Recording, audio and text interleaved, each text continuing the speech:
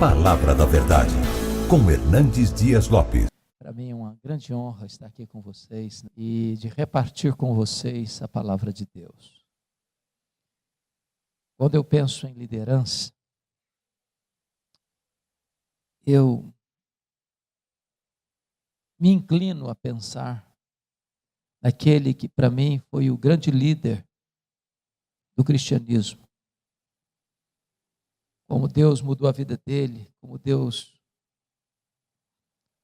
colocou no cadinho, na fornalha, no deserto. Como Deus o preparou para o ministério, como Deus o usou poderosamente no ministério, como Deus foi glorificado na vida dele. Às vezes nós queremos o bônus da liderança, mas não queremos o ônus da liderança. Às vezes nós queremos as vitórias, mas não queremos as lutas. Às vezes nós queremos pular fases, e não dá para pular fases. Então eu queria repartir com vocês aquilo que arde em meu coração sobre a vida do apóstolo Paulo.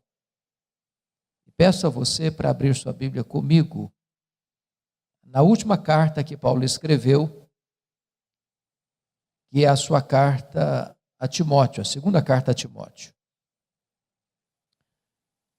E eu acho que todos vocês, está no capítulo 4, versos 6 a 18, é o texto que vamos ler. 2 Timóteo 4, 6 a 18.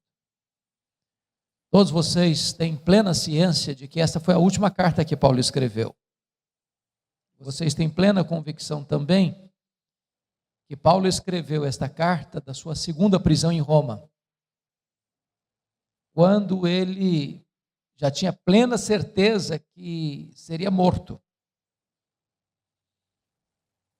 Ele não estava preso como na primeira vez, anos 61, 63, numa prisão quase que domiciliar. Mas agora ele estava numa masmorra, úmida, fria, insalubre. O que estava por trás dessa segunda prisão não eram mais os judeus, por zelo ou ciúmes, mas era o Estado, era Roma, era o imperador. Agora ele não estava mais preso como um apóstolo, ele estava preso como um bandido. Ele diz isso lá nessa carta, capítulo 2, verso 9, como um malfeitor, sendo acusado talvez de um dos mais graves crimes do império, de ser o líder dos incendiários de Roma. Ele escreve essa carta quando a igreja está enfrentando um grande risco, porque muitos, ou diz o texto, que todos os da Ásia o abandonaram. Ligar-se a Paulo era ser acusado de incendiário e era sofrer o risco de ser preso e martirizado. O cristianismo está vivendo um momento de risco, de perigo, de ameaça. Timóteo, pastor de Éfeso, é jovem, é doente, é tímido, e Paulo precisa passar o bastão para ele. E é nesse contexto, irmãos, é que Paulo escreve esta carta. Este é o último capítulo desta carta. Essas são as últimas palavras deste capítulo. Portanto, essas são as últimas palavras de Paulo antes de morrer, registradas na Bíblia. Então vale a pena ouvir o que ele está dizendo. Ele diz assim: quanto a mim, já estou sendo oferecido por libação, e o tempo da minha partida é chegado. Combati o bom combate, completei a carreira, guardei a fé. Já agora a coroa da justiça me está guardada, a qual o Senhor reto juiz me dará naquele dia, e não apenas a mim, mas a todos quantos amam a sua vinda. Procura vir ter comigo depressa, porque Demas, tendo amado o presente século, me abandonou e se foi para Tessalônica. Crescente foi para a Galácia, Tito para a Dalmácia. Somente Lucas está comigo. Traz contigo Marcos, porque me é útil para o ministério. Quanto a Tíquico, mandei-o até Éfeso. Quando vieres, traz a capa que deixei em Troade, na casa de Carpo, bem como os livros, especialmente os pergaminhos. Alexandre, o latoeiro, causou-me muitos males. O Senhor lhe dará paga segundo as suas obras. Guarda-te também dele, porque resistiu fortemente às nossas palavras. Na minha primeira defesa, ninguém foi a meu favor, mas todos me abandonaram. Que isso não lhe seja posto em conta. Mas o Senhor me assistiu e me revestiu de forças, para que por meu intermédio a pregação fosse plenamente cumprida, e todos os gentios a ouvissem, e fui libertado da boca do leão. O Senhor me livrará também de toda obra maligna, e me levará salvo para o seu reino celestial. A Ele glória pelos séculos dos séculos. Amém. Irmãos amados, quem foi este homem? Quem foi este homem? Que morreu pobre, abandonado, cheio de cicatrizes, arrancado de uma masmorra insalubre e levado para o patíbulo, onde foi degolado. Quem foi este homem que de Jerusalém ao Ilírico pregou o evangelho e plantou igrejas nas províncias da Galácia, da Macedônia, da Acaia e da Ásia Menor? Quem foi este homem que foi açoitado, apedrejado, preso, enfrentou naufrágios, que foi caçado por todo canto, por todo lado, mas que deixou igrejas estabelecidas e líderes constituídos nas igrejas? Quem é este homem que hoje é mais influente do que todos os Césares de Roma juntos? Eu gostaria de apresentar este homem para vocês nesta manhã. E peço licença para só voltar nesse texto na conclusão da minha fala. Talvez a primeira revelação que nós temos sobre ele, do ponto de vista cronológico, está lá em Filipenses, capítulo 3, versos 5 e 6, quando diz que ele foi circuncidado ao 8º dia, da linhagem de Israel, da tribo de Benjamim, hebreu de hebreus, quanto à lei, fariseu, quanto ao zelo, perseguidor da igreja. Ele era uma espécie de judeu puro sangue. Diz Atos 22, versículo 3, que ele nasceu em Tarso, na Cilícia, portanto era cidadão romano por direito de nascimento, e que ele foi enviado pelo seu pai para Jerusalém, onde morava sua irmã, para estudar aos pés do grande rabino, neto de Hilel, para ser um líder do judaísmo, para ser um expoente da sua religião. E ele se forma aos pés de Gamaliel, recebendo a instrução, recebendo o conhecimento, recebendo capacitação. E diz a Bíblia em Gálatas 1,14, que dentre os da sua idade, ele se destaca, ele se projeta, ele torna-se singular, exatamente pelo seu zelo pela lei, pela tradição de seus pais. Torna-se um homem culto, poliglota, personalidade forte, espírito de liderança. Porém, ao mesmo tempo que Saulo se fortalece em Jerusalém, aos pés de Gamaliel, neto do famoso rabino Hilel, um outro rabino crescia em Israel. Não na decantada Jerusalém, onde estava o Sinédrio, mas na pequena, pobre e desprezada Nazaré da Galileia. Não perlustrando os bancos de uma academia, mas na urdidura da luta de uma carpintaria com as mãos calejadas. E o rabino da Galileia, aos 30 anos de idade, vai ao Jordão, é batizado por João Batista e dá início ao seu ministério. E diz a Bíblia que ele não ensinava como os escribas, mas como quem tem autoridade. Os cegos viam, os aleijados andavam, os surdos ouviam, os mudos falavam, os leprosos eram purificados, os cativos eram libertos, os mortos ressuscitavam, O evangelho era pregado no poder do Espírito Santo.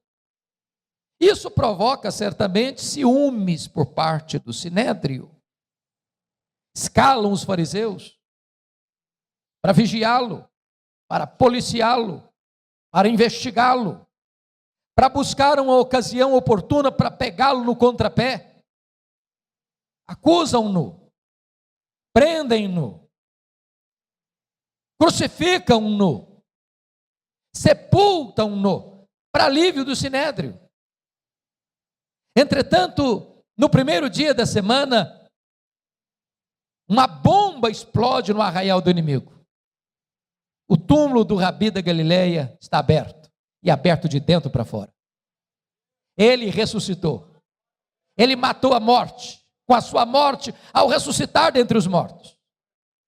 E nesse momento, Saulo de Tarso se levanta como braço de ferro do sinédrio, para tornar-se o maior e mais implacável perseguidor do cristianismo.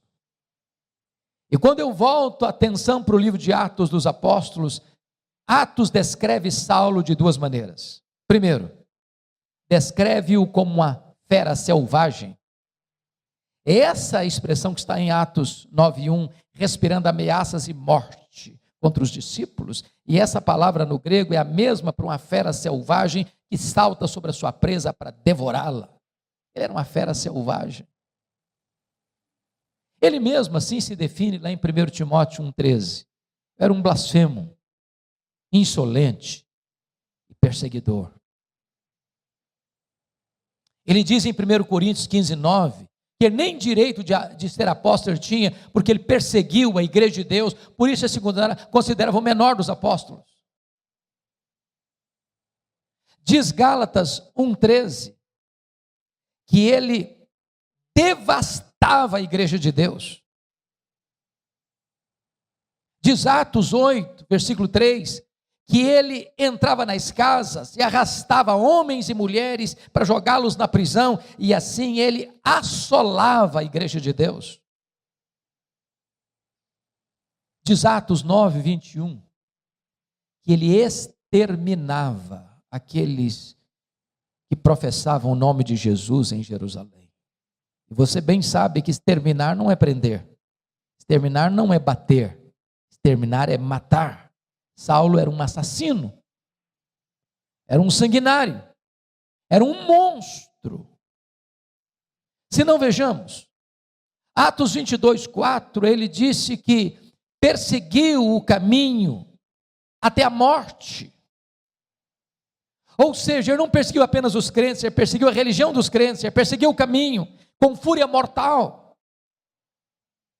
Mas Atos 26:9 diz que ele entendia que devia fazer muitas coisas contra o nome de Jesus. Ou seja, ele não perseguia apenas os crentes, nem apenas a religião dos crentes, ele perseguia o Deus dos crentes, ele perseguia Jesus.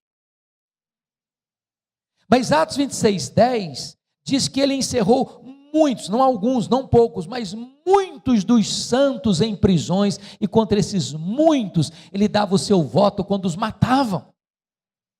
Ou seja, ele foi um assassino em série, ele foi um serial killer, ele foi um monstro, ele foi uma fera selvagem.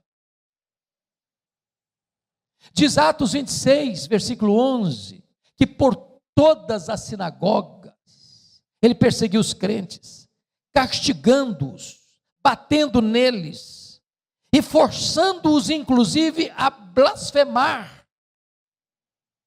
Ou seja, a perseguição de Saulo não era apenas física, era também psicológica. Ele entrava numa sinagoga e dizia para os crentes assim: ou vocês negam a Jesus, eu prendo vocês, ou vocês negam a Jesus, eu bato em vocês, ou vocês negam a Jesus, ou eu mato vocês. Ele não respeitava famílias, ele entrava dentro das casas, ele não respeitava lugares sagrados, ele entrava dentro das sinagogas, ele era uma fera selvagem. Mas o Novo Testamento, normalmente o livro de Atos, nos traça um segundo retrato deste homem. Ele não era apenas uma fera selvagem, ele era também um touro indomável. Isso está em Atos 26:14. Quando o próprio Senhor Jesus aparece para ele e diz: Saulo, Saulo, por que me persegues? dura coisa te é recalcitrares contra os aguilhões. Eu fui criado na região rural e vi muito boi sendo amansado para o trabalho doméstico. E um dos principais instrumentos para amansar um boi bravo é o aguilhão. O aguilhão. Às vezes nós pensamos que o Espírito Santo só começou a trabalhar na vida de Saulo lá no caminho de Damasco. Isso não é verdade. Isso não é verdade. Toda vez que Saulo entrava numa casa e arrastava um homem ou uma mulher e jogava na cadeia, toda vez que Saulo entrava numa sinagoga e batia nos crentes e forçava os crentes a blasfemar, e esse crente preferia morrer pela sua fé, a negar a sua fé e apostatar, toda vez que Saulo dava o seu voto para matar um crente porque ele não negava a sua fé, era o Espírito Santo picando a consciência desse homem, era o Espírito Santo ferroando esse touro bravo, mas esse touro bravo não quer ser amansado, até o dia que esse touro bravo está indo para Damasco, respirando ameaças e morte, quando de repente, das alturas, o domador de touro bravos joga esse touro bravo no chão e grita desde o céu: Saulo, Saulo, por que me persegues? Dura coisa te é recalcitrares contra os aguilhões. O touro bravo está caído, o touro bravo está vencido, o maior perseguidor do cristianismo está convertido. Bendito seja Deus. A graça de Deus é irresistível. Fecha-se aqui o primeiro capítulo da sua vida. Abre-se um novo capítulo. A preparação de Saulo para o ministério. E diz a Bíblia que ele é levado da estrada de Damasco para a casa de Judas, na rua direita, em Damasco. E diz Atos 9:13, que Deus aparece para um discípulo em Damasco chamado Ananias e diz: vai na rua direita, na casa de Judas, e impõe as mãos sobre Saulo para que ele seja curado. E Ananias responde para Deus: mas Senhor, eu tenho ouvido falar de tanta gente, quantos males tem feito este homem aos teus santos em Jerusalém? Mas Deus disse: vai, porque ele é para mim um vaso escolhido. Eu enviarei para longe aos gentios, e eu lhe mostrarei o quanto importa sofrer pelo meu nome. Diz a Bíblia que Ananias vai então e impõe as mãos sobre Saulo, e ele é curado da sua cegueira. Está 3 dias orando, jejuando. E quando Ananias impõe as mãos, as escamas caem dos olhos, ele é curado. Diz a Bíblia que ele recebe o Espírito Santo e que ele é batizado. E agora confira comigo aí Atos 9, versículo 20. Logo que ele é curado, logo que ele recebe o Espírito Santo, logo que ele é batizado, diz a Bíblia ele que começa a pregar nas sinagogas de Damasco, afirmando que Jesus é o Filho de Deus. Agora veja o verso 22. Saulo mais e mais se fortalecia, confundindo os judeus, demonstrando que Jesus é o Cristo. E eu pergunto a vocês, há alguma diferença entre o que ele fez no verso 20 e o que ele fez no verso 22? No verso 20 ele afirma que Jesus é o Filho de Deus. Mas no verso 22 ele demonstra que Jesus é o Messias, que Jesus é o Cristo. Há uma grande diferença. Demonstrar é provar uma tese detalhada, meticulosa e exaustivamente. A pergunta é: quanto tempo durou entre o que ele fez no verso 20 e o que ele fez no verso 22? Atos não responde essa pergunta. Mas a resposta está em Gálatas capítulo 1, versículos 15 a 18. Diz que quando ele foi convertido lá na estrada de Damasco, ele não subiu para Jerusalém onde estavam os apóstolos, ele não consultou carne e sangue, mas ele partiu para a região da Arábia, e lá ele expendeu 3 anos, quando ele então retorna novamente para Damasco, e então diz o verso 18 de Gálatas 1, é que ele vai para Jerusalém. A pergunta é: o que é que ele ficou fazendo 3 anos na Arábia? E a resposta é: um seminário intensivo com o Senhor Jesus. Se Jesus investiu 3 anos nos apóstolos em Israel, Jesus investe 3 anos em Saulo na Arábia. A teologia que Paulo ensina, ele não a ensina como ensinava as doutrinas do judaísmo, aprendendo numa academia. Ele recebe essa teologia por revelação direta do Senhor Jesus. Nesses 3 anos ele releu o Antigo Testamento e então chega à conclusão que aquele Jesus que ele perseguira de fato é o Messias, e convencido dessa verdade, diz Gálatas 1,17, que ele retorna outra vez para Damasco, e é nessa volta é que se encaixa o verso 22. Saulo mais e mais se fortalecia, confundindo os judeus, demonstrando que Jesus é o Cristo. O que acontece com ele? Os judeus querem matá-lo em Damasco. Ele tem que fugir. De forma humilhante, desde um cesto, muralha abaixo, de noite. E ele vai para onde agora? Agora ele vai subir para Jerusalém. Confira aí Atos 9, versículo 26. Eu preciso muito da sua atenção aqui, porque eu quero levantar uma tese agora. E a tese que eu quero levantar é esta. Às vezes nós imaginamos que Saulo foi poderosamente usado por Deus desde a sua conversão, e isso não é um fato. Isso não é um fato. Saulo precisou aprender uma das mais importantes verdades do cristianismo: a doutrina da nova aliança. Verdade essa que ele mesmo vai ensinar mais tarde na sua segunda carta aos Coríntios, capítulo 2, verso 14 em diante, quando ele diz assim: graças, porém, a Deus, que em Cristo sempre nos conduz em triunfo, e por meio de nós manifesta a fragrância do seu conhecimento, tanto nos que são salvos, como nos que se perdem. Para uns cheiro de vida, para outros aroma de morte, para a morte. Mas quem, porém, é suficiente para essas coisas? A resposta fica no ar, no capítulo 2, verso 16, segundo aos Coríntios, e só é dada em 2 Coríntios, capítulo 3, quando diz: a nossa suficiência vem de Deus. A tese que eu quero levantar é essa: quando Saulo sobe aqui para Jerusalém, ele não está governado pela nova aliança, ele ainda está governado pela velha aliança. Eu explico. O que é a velha aliança? Quando Moisés recebe as tábuas da lei, lá no Sinai, o povo de Israel disse assim para ele: tudo que o Senhor falou, nós faremos. E eu pergunto a vocês: fizeram? Não, não fizeram. E por que não fizeram? Faltou-lhes sinceridade? Não. Faltou-lhes poder. O lema da velha aliança é: tudo depende de mim, nada depende de Deus. Pois o lema da nova aliança é: tudo depende de Deus, nada depende de mim. Quando Saulo sobe para Jerusalém, ele vai governado pela velha aliança por uma razão muito simples. Ele imagina que ele vai ser o grande líder da igreja em Jerusalém. Ele imagina que ele é o homem estratégico para alavancar o crescimento da igreja em Jerusalém. Ele imagina que ele é o homem que tem o melhor currículo, que tem o melhor preparo, que tem o melhor performance. E ele tinha motivos para pensar isso.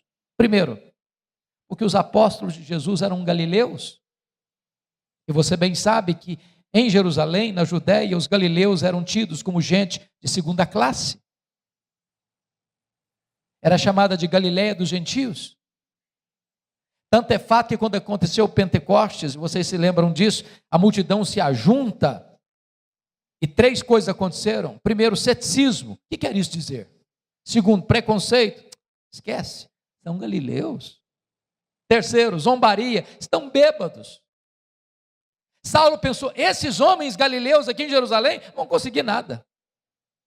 Segundo motivo, os apóstolos eram iletrados, diz a Bíblia. Jerusalém era a capital intelectual da teologia. Lá estavam os escribas, lá estavam os doutores, lá estavam os fariseus, lá estava o sinédrio. Ele pensou: além de galileus são incultos, aqui em Jerusalém não vai dar certo, não vai funcionar. Ele, Saulo, conhecia Jerusalém. Ele perseguiu a igreja em Jerusalém. Ele conhecia os corredores eclesiásticos do sinédrio. Ele pensou: eu tenho o melhor currículo, eu tenho o melhor preparo, eu tenho melhor performance, eu vou ser o grande líder. Quando ele chega, confira aí comigo Atos 9, 26, os discípulos, os membros da igreja de Jerusalém, não acreditaram na conversão dele. Pensaram que ele estava blefando, pensaram que ele estava sabotando a fé cristã e bateram a porta da igreja na cara dele. Para quem queria ser líder, nem recebido foi. Deus golpeia o orgulho dele aqui. Olha Atos 9, 27, porque agora é Barnabé quem o acolhe, quem o recebe, quem o introduz aos apóstolos, e agora sim os apóstolos escutam-no, ouvem-no, acreditam nele e o recebem, e agora sim ele tem trânsito livre dentro da igreja. Discute com os helenistas. Quando os helenistas, judeus nascidos fora de Israel, tomam a seguinte decisão: vamos matar Saulo. Quando eles tomaram essa decisão, os discípulos, os membros da igreja chegaram para ele e disseram assim: ô Saulo, você tem que ir embora da nossa igreja. Não dá para você ser o nosso pastor, não. Agora, deixa eu falar uma palavrinha para os pastores aqui.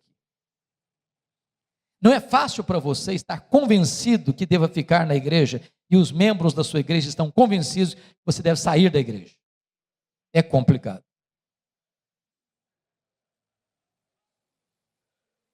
Saulo quer ficar, os membros querem que ele vá embora. Sabe o que aconteceu com Saulo? Ele não foi embora. Ele estava convencido que ele era o homem.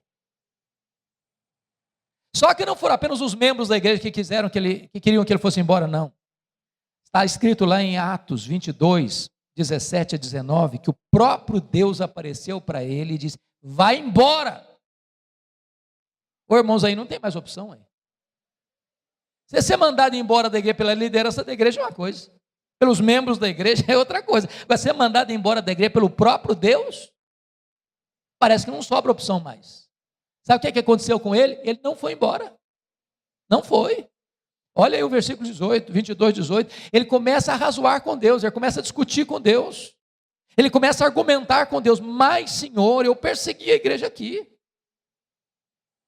Quando se matou Estevão, teu testemunho estava presente, consentia nisso, até guardei as festas daqueles que o apedrejaram. Sabe o que ele está dizendo para Deus? Oh Deus, o senhor pensa melhor, o senhor pensa direito, o senhor não pode cometer esse erro estratégico. Essa igreja sem a minha liderança aqui não vai para frente não. Eu sou o cara, eu tenho o melhor currículo, eu tenho o melhor preparo. Aqui tem que funcionar ao redor da minha pessoa. Eu sou insubstituível. Sabe o que aconteceu? Deus não mudou. Foi Saulo quem teve que mudar e mudar-se. Deus disse: vai! Vaza! Sabe o que aconteceu com ele? Ele não foi. Não foi. Volta a sua atenção para Atos 9:30, por favor. Diz o texto que os discípulos o levaram até Cesareia. Preste bem atenção, ele não foi, ele foi levado. Ele não saiu, saíram com ele. Ele saiu de Jerusalém como Ló saiu de Sodoma, a reboque. E de Cesareia mandaram-no para onde mesmo? Para Tarso. Sabe onde é Tarso? O lugar que ele nasceu. Sabe o que Deus está dizendo para esse cara que acha-se insubstituível? Meu filho, se você pensa que eu preciso de você, é você quem precisa de mim. Então arruma as malas e volta para casa. Sabe quanto tempo Saulo ficou em casa, no anonimato, no banho-maria, longe dos holofotes? Mais de 10 anos. Para quem queria ser líder. Sabe por quê? Porque antes de Deus trabalhar através de você, Deus trabalha em você.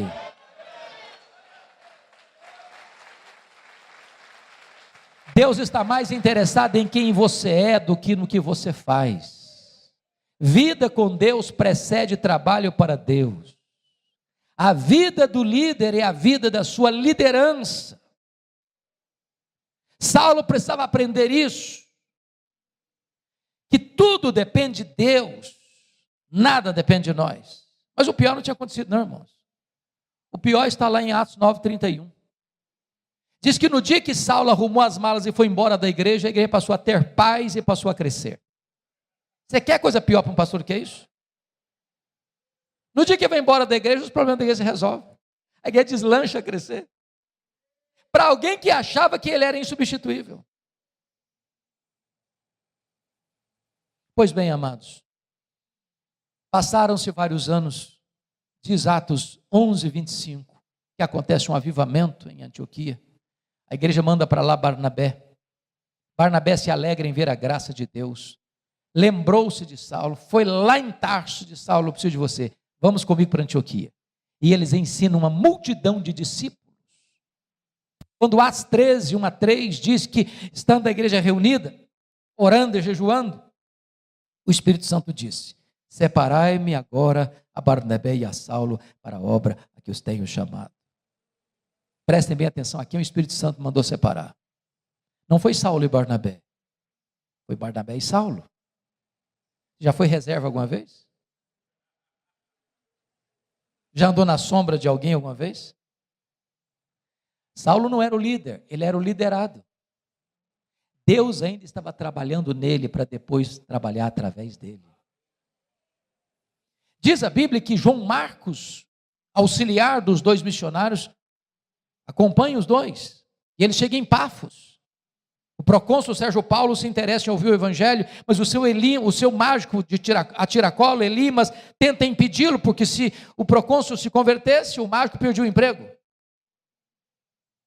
E diz a Escritura que, diante desse cenário, Saulo, cheio do Espírito Santo, fixou os olhos no mágico e disse: ó servo do diabo, até quando perverterás os retos caminhos de Deus? Pois ficarás cego.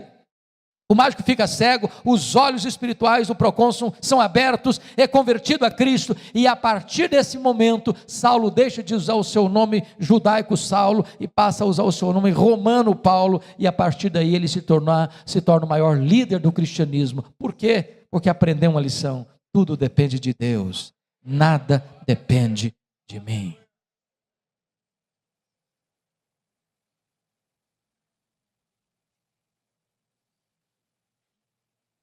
Prestem bem atenção. Chega a Atos 13, 13.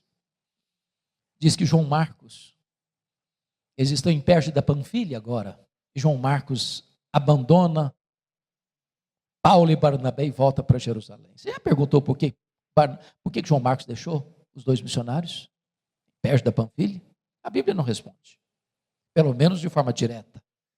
Mas nós podemos pensar em algumas possibilidades. Primeira possibilidade: eu acho que ele era muito jovem e ele pensou que viagem missionária era turismo. Quando ele percebeu que não era, ele falou: estou fora. Primeira possibilidade. Segunda possibilidade: quando ele sai de Antioquia, o líder da caravana era o primo dele, Barnabé. No meio da viagem, muda o comando, agora é Paulo que é o líder. E eu penso: bom, sob a liderança do meu primo eu iria, mas na liderança do outro não vou não. Terceira possibilidade: ele era muito judeu para acreditar que só a fé em Jesus era suficiente para a salvação. Quarta e última possibilidade, eu creio nessa última.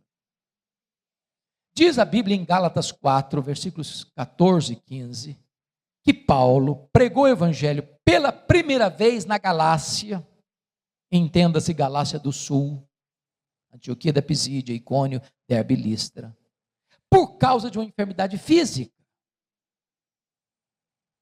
Pergunta: que enfermidade física era essa? Muito provavelmente a mesma que o próprio Paulo descreve em 2 Coríntios 12, 7, um espinho na carne, mensageiro de Satanás, para me esbofetear, a fim de que eu não me ensoberbecesse. Pergunta: de onde procede o espinho na carne de Paulo? De Deus ou de Satanás? E a resposta categórica é: de Deus, é claro. Por que eu sei que é de Deus? Por causa do propósito. Para que eu não me ensoberbecesse. Você acha que o diabo tem algum interesse em que você seja humilde? Não, o diabo quer inflar o seu orgulho. Agora, quando Deus usa uma providência carrancuda para burilar você, Satanás pega esse sofrimento e bate na sua cara com ele. Está vendo aí, ó, como é que Deus ama você? Olha como você está sofrendo.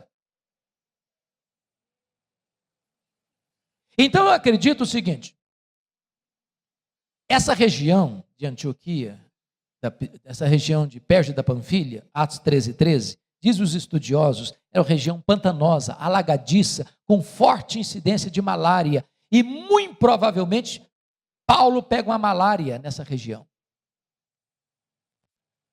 que dava uma dor de cabeça alucinante. Por isso Paulo tinha talvez problema na sua visão, que quando ele chega lá na Galácia do Sul, os crentes chegaram a dizer o seguinte: nós gostamos tanto de você, nós vimos você como um anjo de Deus, se possível nós teríamos arrancado os nossos próprios olhos para dar para você. É por isso que Paulo usava talvez um amanuense para escrever suas cartas, e quando ele estava terminando a carta, ele tomava a caneta, a pena, e escrevia: vezes com que grandes letras eu vos escrevo. Talvez seja por isso que quando ele estava lá no sinédrio, e o sumo sacerdote mandou esbofeteá-lo, ele chamou de parede branqueada, porque talvez enxergasse meio lusco-fusco. O certo é, e João Marcos deve ter pensado assim: eu estou muito jovem para ficar doente, vou voltar para a casa da minha mãe. Bom, então diz a Bíblia que Barnabé, ou agora Paulo e Barnabé, sobem as montanhas do Cáucaso, vão lá para a Galácia do Sul e começam a pregar. Antioquia da Pisídia, Icônia, Derbe, Listra, com lutas, com lágrimas, com sangue, mas deixam a obra de Deus estabelecida. Entenda uma coisa: a bênção de Deus no seu ministério não significa que você não terá oposição no seu ministério. Luta no ministério não é sinal da ausência da bênção do eterno. O crescimento da igreja virá acompanhado de forte oposição de Satanás e do mundo. Paulo é apedrejado, mas igrejas são plantadas, liderança é estabelecida. E diz agora Atos 14, verso 27, que agora ele retorna à igreja enviadora, a igreja de Antioquia, e diz lá que reunida a igreja, relataram quantas coisas fizera Deus, e como Deus abrira a porta do evangelho aos gentios. Nota de rodapé: tem espaço para testemunho na igreja, mas não tem espaço para projeção humana na igreja. Não relataram quantas coisas fizeram eles, relataram quantas coisas fizera Deus. Quem faz a obra é Deus. Nós somos apenas os instrumentos. Nunca queira os holofotes para você. Nunca tente roubar a glória que só pertence a Deus. Deus não divide a sua glória com ninguém. Agora preste atenção. Quando a igreja avança, a oposição cresce. Porque Atos 15:1 diz que os membros da seita dos fariseus desceram de Jerusalém e disseram para os crentes gentios assim: se vocês não se circuncidarem, se vocês não guardarem a lei de Moisés, vocês não poderão ser salvos. Essa teologia não está boa. Está dizendo o seguinte: sua fé em Jesus não é suficiente. O sacrifício de Cristo não foi eficaz. É preciso complementar a obra de Cristo com as obras da lei. Isso não é evangelho, isso é outro evangelho, isso é um falso evangelho. Não dá para fazer obra missionária, essa teologia não está boa. Prestem bem atenção nisso. Quando a teologia não está boa, quanto mais se prega, pior fica. Então diz a Bíblia que Paulo não vai avançar na obra missionária antes de resolver o problema doutrinário. Então o concílio é reunido, as discussões são feitas, a decisão é tomada, a decisão é escrita, uma comissão é nomeada para ler esse documento resolvido lá naquele concílio, nas igrejas gentílicas, que só a fé em Cristo é suficiente, e acabou. A obra de Cristo na cruz foi perfeita, foi final, foi completa, foi cabal. Eu e você, a igreja não pode acrescentar mais nada à obra plena que Cristo realizou na cruz. Agora está resolvido o problema doutrinário? Vamos voltar. Aí, Atos 15:36, Paulo chega para Barnabé e diz: aí, Barnabé, vamos voltar, filho? Vamos sim, Paulo. Só um detalhe: o meu primo João Marcos quer voltar com a gente. Aí diz a Bíblia que Paulo radicalizou e disse: não, comigo ele não vai não.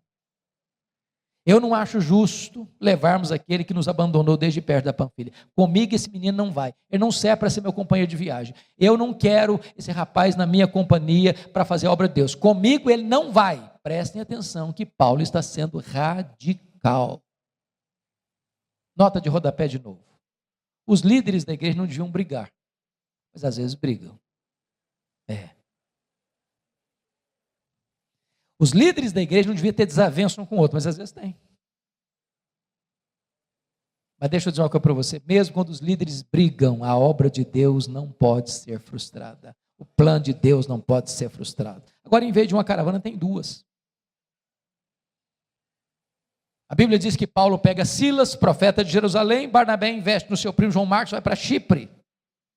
E a obra de Deus continua, a despeito de nós. Apesar de nós, a obra de Deus continua. A obra de Deus acompanha a estada de Paulo, e ele quer entrar na Ásia, o Espírito de Deus o impede de entrar na Ásia, e ele escuta a voz de um varão macedônio: passa a Macedônia e ajuda-nos, e ele entra na Macedônia. Glória a Deus, porque o Ocidente é alcançado pela luz do Evangelho. Você deve agradecer a Deus por essa direção missionária. Mas preste atenção aqui. A direção quem dá é Deus, mas quem escolhe os melhores métodos somos nós. Leia atentamente o livro de Atos e você vai ver que Paulo só se fixou em cidades estratégicas. Filipos era colônia romana, Tessalônica era a capital da Macedônia, Bereia era a importante cidade da Macedônia, Atenas era a capital intelectual do mundo, Corinto era a capital da Caia, Éfeso era a capital da Ásia Menor. O que Paulo está nos ensinando aqui? Estratégias missionárias, estratégias de crescimento de igreja. Vamos plantar uma igreja? Vamos. Onde? Que cidade? Vamos comprar um terreno? Vamos. Em que bairro? Em que rua?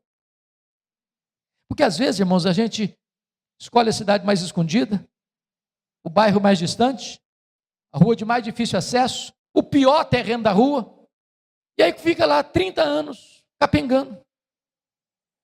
Se nós plantarmos igrejas estratégicas influenciarão a sua micro-região. Agora, mesmo quando Deus dá a direção, e mesmo quando nós escolhemos os melhores métodos, nós enfrentamos luta. Paulo é preso e açoitado em Filipos, Paulo é escorraçado de Tessalônica, Paulo é enxotado de Bereia, Paulo é chamado de tagarela em Atenas, Paulo é chamado de impostor em Éfeso, em Corinto. Mas de Corinto ele escreve as suas 2 cartas aos Tessalonicenses, porque a primeira carta já escreveram em Antioquia da Síria, a carta aos Gálatas. E agora ele vai para Éfeso, 3 anos, a terceira viagem missionária, capital da Ásia Menor, cidade com mais de 300 mil habitantes, onde tem uma das 7 maravilhas do mundo antigo, o templo de Diana. Uma cidade fortemente idólatra, uma cidade fortemente marcada pelo ocultismo, e para mim é um dos maiores milagres do cristianismo, que Paulo passa 3 anos nessa cidade, sem rádio, sem televisão, sem jornal, sem Bíblia impressa, sem zap zap, e ele impacta a cidade, a ponto da idolatria recuar, a ponto das pessoas feiticeiras queimarem os seus livros de magia em praça pública, a ponto da palavra de Deus prevalecer. Nesses 3 anos, Paulo planta igreja em toda a região: Esmirna, Pérgamo, Tiatira, Sardes, Filadélfia, Laodiceia, Hierápolis, Colossos. Um milagre, um avivamento espiritual, pelo poder do Espírito Santo de Deus. Não de forma fácil. Ele diz: eu enfrentei feras, eu enfrentei lutas maiores do que minhas forças, mas a despeito das lutas, a obra de Deus avança. Agora ele está saindo de Éfeso. Por que ele está saindo de Éfeso? Ele está indo para Jerusalém levar uma oferta para os pobres da Judeia. Por que isso? Gálatas 2,10 diz que ele assumiu um compromisso com os líderes da igreja de ir para os gentios, mas não se esquecer dos pobres. Diz Atos 18,2 que no tempo de Cláudio, o imperador, houve uma grande fome no mundo, e Cláudio, por isso, expulsa os judeus de Roma. E esses judeus retornam agora para a Judeia, sem casa, sem propriedade, sem lavoura, e estão passando necessidades, e Paulo faz uma grande coleta nas igrejas gentílicas para levar para os pobres da Judeia, querendo costurar não apenas cuidado do ponto de vista físico, material, mas também de costurar a unidade espiritual de igrejas gentílicas e a igreja judaica. Quando ele está indo, ele se reúne com os presbíteros de Éfeso e diz assim para eles: o Espírito Santo me assegura que o que eu vou enfrentar pela frente são cadeias e tribulações. Mas ele diz assim: em nada considero a vida preciosa para mim mesmo, conquanto que eu complete a minha carreira e o ministério que eu recebi do Senhor Jesus para testemunhar o evangelho da graça de Deus. Ele chega em Cesareia, e Ágabo o prende com o cinto e diz: eles vão te prender lá. E os discípulos tentaram demovê-lo. Ele diz: eu estou pronto não só a ser preso, mas a morrer por Jesus em Jerusalém. E ele chega em Jerusalém e é preso. Conspiram contra ele para matá-lo. conspirata descoberta, e Paulo então é levado a Cesareia, e fica 2 anos sendo acusado pelos judeus, sob o governo de Félix e Festo, e diante da fraqueza de Festo, pronto para entregá-lo para o Sinédrio, para ganhar apoio político, Paulo entende a trama e diz: eu sou cidadão romano, e quero ser julgado em Roma. Festo diz: para Roma você quer ir? Para Roma você irá. Deus havia dito em Atos 23:11, coragem, Paulo, assim como você deu testemunho em Jerusalém, eu quero que você dê também em Roma. Deus o queria em Roma, Paulo queria ir para Roma. Quando ele parte para Roma, ele enfrenta um naufrágio. Você pode entender isso? Tinha 276 pessoas naquele navio. O desespero tomou conta de todo mundo. A morte mostrou para eles a sua carranca. E um anjo apareceu para Paulo e disse: coragem, Paulo, ninguém vai morrer. Eu entreguei toda essa gente na sua mão, mas é necessário que vocês vão andar numa ilha. Quando o dia amanheceu, eles avistaram a ilha de Malta, o navio se arrebenta todo, ninguém morre, todos são salvos. E os malteses, bárbaros que não falavam grego, prepararam uma grande fogueira para aquecê-los. Paulo foi o único que quis manter a fogueira acesa, pegou um punhado de gravetos e jogou no fogo, e quando ele joga o punhado de gravetos no fogo, do fogo brota uma víbora e prende na mão dele. Aquela cobra tinha 276 outras opções para morder, mas logo na mão do Paulo, os bárbaros gritaram na hora: é um assassino, tenta se livrar do mar, a justiça não deixa viver, vai cair, vai inchar, vai morrer. Não caiu, não inchou, não morreu, mudaram de opinião, é um Deus. Não, agora não é nem um assassino, nem um Deus, é o servo do Deus vivo. Quando você lê Atos, você vai notar que não foi a tempestade que o levou para Malta, foi a mão da providência divina. Porque o pai do prefeito estava doente, ele orou por ele, ele foi curado, os demais enfermos vieram, ele orou por eles, eles foram curados, e agora Paulo passa os 3 meses de inverno rigoroso ali, e os malteses o mandam para Roma com todas as suas necessidades supridas. Quando eu chego em Roma, há 2 anos preso,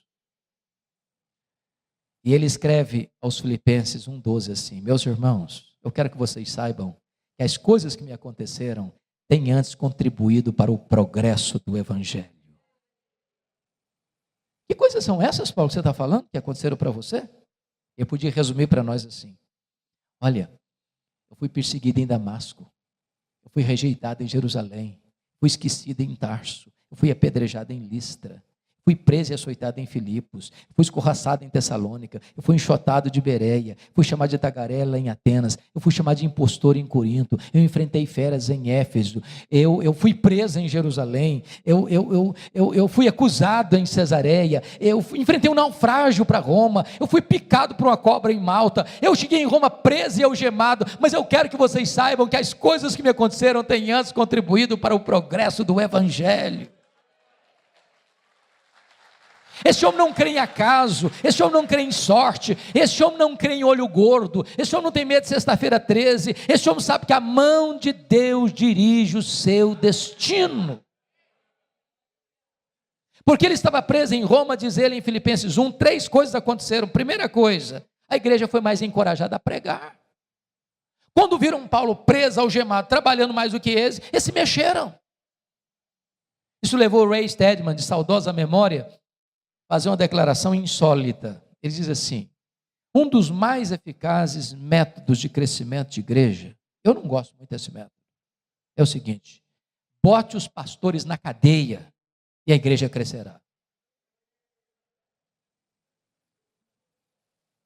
Segunda coisa, porque Paulo estava preso, ele diz: toda a guarda pretoriana tomou conhecimento das minhas cadeias em Cristo. Sabe o que está acontecendo aqui? Paulo ficou 2 anos preso. Ele era prisioneiro de César, sob a égide do imperador, dentro do palácio do imperador. Tinha que ficar um soldado preso com ele, algemado com ele, todo dia, 3 turnos por dia. Lá estava a guarda pretoriana. Sabe o que era a guarda pretoriana? Era a guarda de elite do imperador. Eram os soldados da mais alta patente do império. Eram 16 mil soldados de escol, algemado com Paulo, todo dia em rodízio. O que Paulo fez com eles? Evangelho neles, evangelho neles, evangelho neles, evangelho neles. Depois de 2 anos, toda a guarda pretoriana estava evangelizada.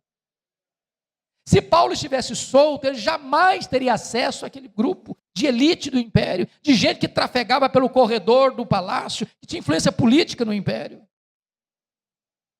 Irmãos, Deus não cochila, Deus não dorme, Deus não usa rascunho nos seus planos, Deus não precisa fazer upgrade nos seus propósitos. O plano de Deus é perfeito, louvado seja Deus.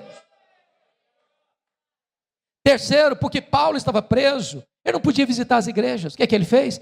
Começou a escrever cartas, as cartas da primeira prisão, Efésios, Filipenses, Colossenses, Filemão. Se Paulo estivesse solto, talvez nós não teríamos essas joias na nossa Bíblia. Quando você pensa que a sua vida está de ponta cabeça, Deus está escrevendo o capítulo mais emocionante da sua história. Dessa primeira prisão, Paulo pediu para sair. Paulo orou para sair. E Paulo saiu. Mas não saiu para se aposentar. Não saiu para vestir um pijama. Não saiu para deitar numa cadeira de balanço, porque não tem aposentadoria no reino de Deus. Enquanto tiver um fiapo de vida e um fôlego nos seus pulmões, você precisa fazer a obra de Deus. Ele saiu para fazer a 4ª viagem missionária. Ele deixou Tito em Creta, deixou Timóteo em Éfeso. Ele passou por Nicópolis, e eu creio firmemente nisso. Ele foi à Espanha, como alguns escritores bem pontuam, como era seu propósito. Só, irmãos, que a política do mundo está mudando. Nesse interregno, vale dizer que ele escreveu 2 cartas, 1 Timóteo e Tito. Mas acontece um fato triste, dramático, terrível, no dia 17 de julho do ano 64. A cidade de Roma é incendiada. 70% da cidade destruída. Dos 14 bairros da cidade, 10 foram devorados pelas chamas. 7 noites, 6 dias de incêndio, 17 de julho a 24 de julho.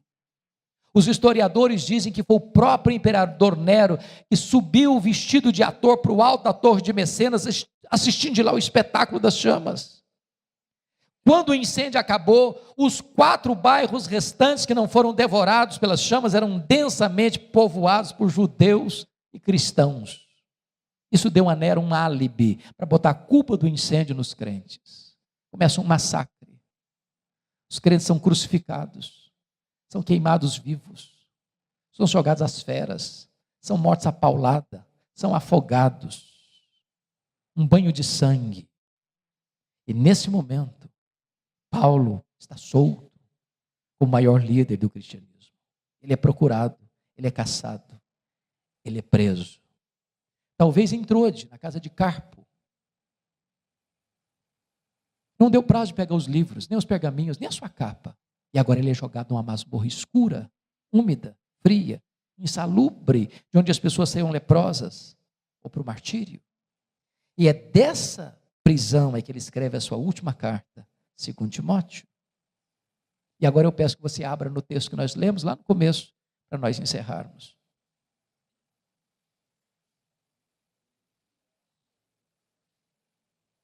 A grande pergunta é: o que esse homem está sentindo? O maior pregador, o maior apóstolo, o maior pastor, o maior evangelista, o maior missionário, o maior plantador de igrejas da história do cristianismo. Está preso, abandonado, cheio de cicatrizes. Na chegada do inverno, ele vai fazer para nós uma avaliação assim. A primeira avaliação que ele faz é a avaliação do seu passado. Versículo 7, confira aí. Combati o bom combate, completei a carreira, guardei a fé. Está dizendo o seguinte: a minha vida não foi amenidade, não. Foi um combate, uma luta. Eu não larguei a obra no meio do caminho, não. Eu completei minha carreira. Eu não prostituí minha consciência, não. Eu não vendi meu ministério por dinheiro, não. Eu guardei a fé. Segunda coisa que ele vai fazer é uma avaliação do seu presente. Olha o versículo 6. Quanto a mim já estou sendo oferecido por libação, e o tempo da minha partida é chegado. Sabe o que ele está dizendo? Não é Roma que vai me matar, não. Eu que vou me entregar. Eu não vou me entregar para Roma, não. Vou me entregar para Deus. Uma oferta de libação ao Senhor. E eu não vou morrer também, não. Eu vou partir.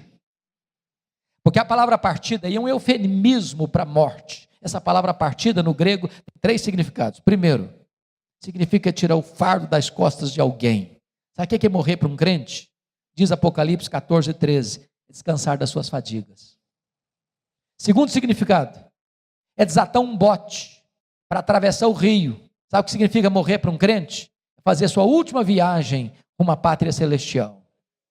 Terceiro, significa afrouxar as estacas de uma barraca, levantar acampamento, ir para sua casa permanente. Sabe o que é morrer para um crente? É mudar de endereço, é ir para a casa do Pai. Paulo não está com medo de morrer, porque sabe em quem tem crido e sabe para onde está indo. A terceira avaliação que ele faz é a avaliação do seu futuro, no versículo 8. Já agora a coroa da justiça me está guardada, a qual o Senhor reto juízo me dará naquele dia, não apenas a mim, mas a todos quantos amam a sua vinda. Sabe o que ele está dizendo? Eu não estou indo para o cadafalso, não. Eu estou indo receber a coroa da justiça. Não importa se Nero vai me considerar culpado, o que importa é que o Rei dos Reis, diante de quem todos vão ter que comparecer, já me declarou justificado, e o que eu vou receber é a coroa da justiça. Mas apesar disso, irmãos, esse homem não é um super-homem, e nem nós deveríamos querer ser. Ele é um homem que tem sentimentos.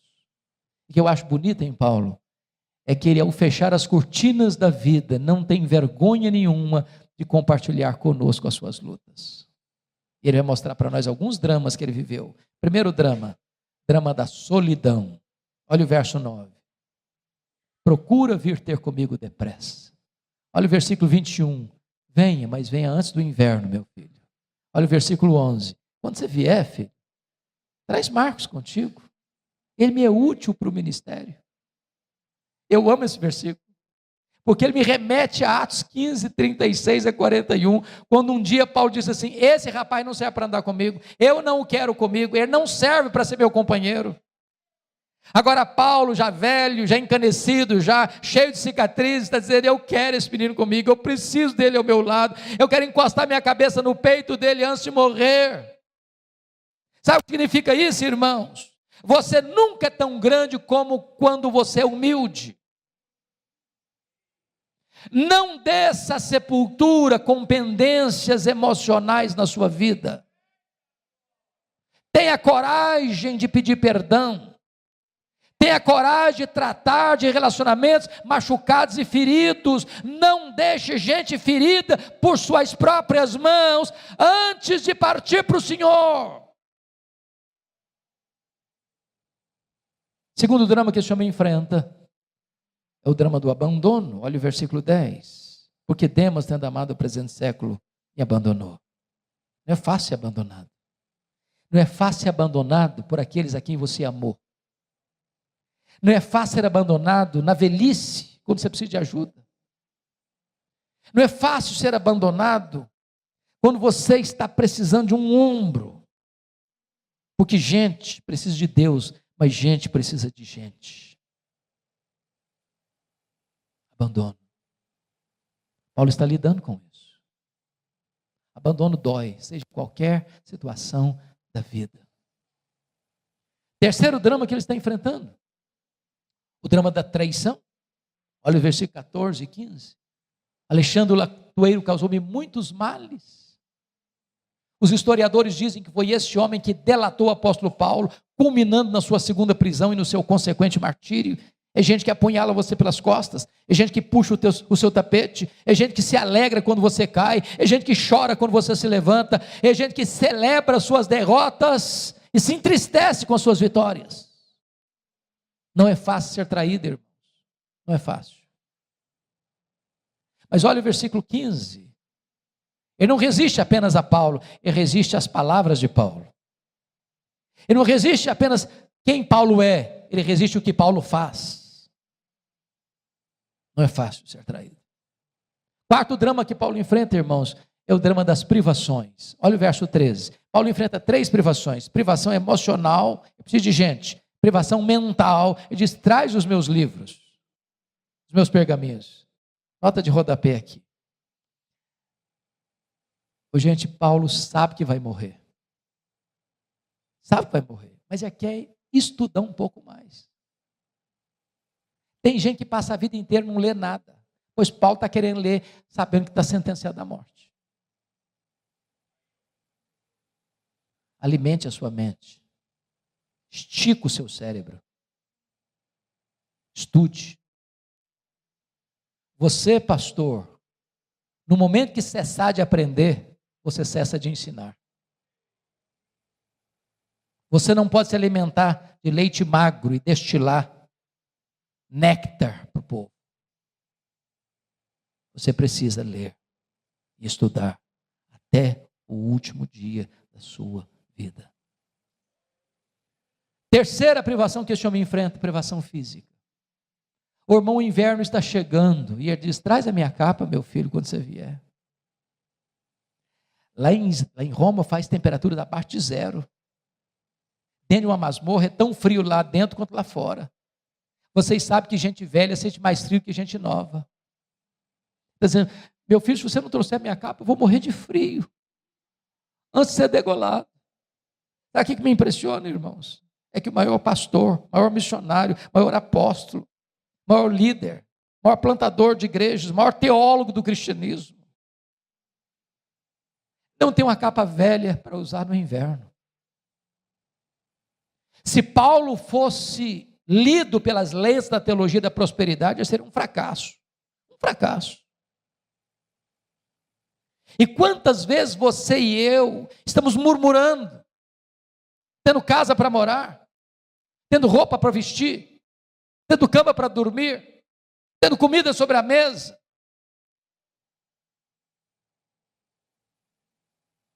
Mas a última prova que Paulo enfrenta, irmãos, está no versículo 16. O último dilema está no versículo 16, é o problema da ingratidão. Na minha primeira defesa, ninguém foi a meu favor. Eu fico pensando, queridos pastores, que Paulo, sendo pai na fé de milhares de pessoas, ele deve ter pensado assim: naquela audiência, nessa primeira audiência, vai ter um exército de crentes lá para me defender. Eles sabem quem eu sou. Eu não sou um bandido, eu não sou um malfeitor, estou sendo acusado injustamente. Eles vão aparecer lá, eles vão dizer quem eu sou, eles vão testemunhar quem eu sou. Quando ele vai para essa audiência, não aparece ninguém. Eu acho que Paulo olhou para a porta do sul: vai entrar um crente, vai entrar um crente. Não entrou ninguém. É você se debulhar, é você se esforçar, é você se doar, fazer uma obra com amor, com paixão, com lágrimas, com sangue, e na hora final da vida, quando você está fechando a cortina da vida, você precisa de alguém do seu lado, ninguém aparece. Ingratidão. Mas bendito seja Deus pelo verso 17. Mas o Senhor me assistiu e me revestiu de forças, para que por meu intermédio a pregação fosse plenamente cumprida, e todos os gentios ouvissem, e fui libertado da boca do leão. O Senhor me guardará de toda obra maligna, e me levará salvo para o seu reino celestial. Pode faltar para você o apoio dos homens, mas não faltará para você o socorro de Deus. Pode faltar para você o reconhecimento da terra, mas não lhe faltará a assistência do céu. Bendito seja Deus. A nossa recompensa não está aqui. A nossa coroa não está aqui. A nossa casa permanente não está aqui. A nossa pátria não está aqui. A nossa herança não está aqui. Mas eu quero concluir dizendo o seguinte: quis Deus que este último momento na vida de Paulo não estivesse registrado na Bíblia. Mas sabe, irmãos, eu vejo esse momento. Eu imagino esse momento. Eu vejo essa hora. Houve um dia em que um carcereiro, homem rude, cruel, insensível, recebe em sua mesa um pedaço de couro, contando o nome de um prisioneiro que deveria ser executado naquele dia. Eu vejo esse homem se levantando da sua cadeira, pegando um pesado molho de chaves numa mão, uma tocha na outra mão, e percorrendo aquele corredor escuro, sombrio, gelado. Eu vejo esse homem abrindo uma pesada porta de ferro, Eu vejo esse homem entrando naquela masmorra escura e insalubre, com aquela tocha na mão. Eu vejo esse homem gritando: prisioneiro Paulo, prisioneiro Paulo, prisioneiro Paulo. E lá no fundo, o velho responde: sou eu estou aqui. Ele é acorrentado, ele é retirado daquela masmorra. Ele percorre aquele corredor escuro. E quando ele está para ser degolado, o carrasco lhe pergunta: você quer dizer algumas palavras antes de morrer? E Paulo responde: eu quero. Talvez pensasse que Paulo fosse expressar a sua mágoa, a sua revolta, a sua dor, a sua decepção. Mas não. O velho apóstolo levanta as mãos para os céus. Diz a ele: ao Senhor Jesus, glória pelos séculos dos séculos. Amém. Bota a cabeça no cepo. A espada de Roma tosa-lhe a cabeça. Corpo para um lado, cabeça para o outro. Tombou na terra como um mártir, foi recebido no céu como um príncipe. Este homem que diz para você e para mim: sede meus imitadores, como eu sou de Cristo. Que Deus nos ajude a viver este cristianismo maiúsculo, superlativo e viril, para vivermos para Jesus e para morrermos por Ele. Que Ele nos abençoe.